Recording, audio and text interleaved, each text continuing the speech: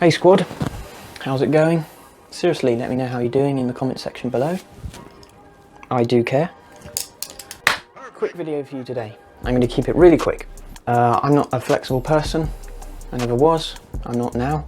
But in less than 50 days, with just 3 minutes a day of dedication, I got my full pike fold without even meaning to. Didn't even realise I was going to do it. And I want to share that with you today. If you train and stretch every day, you'll get more flexible, obviously. So here's the routine.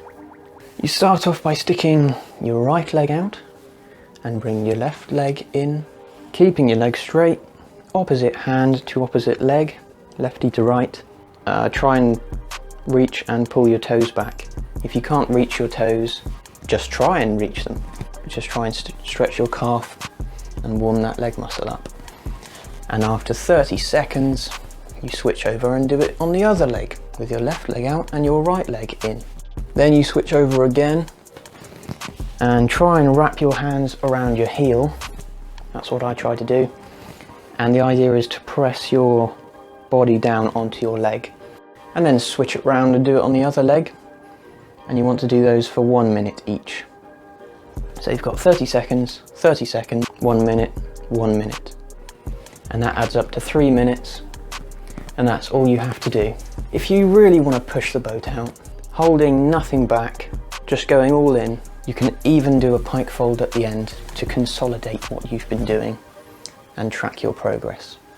By the way, there's an app on my phone that I use to create customized timers. You can turn it into a list. So I'll link that down in the description. And that's it. The reason you might want to do it is to protect your legs from injury.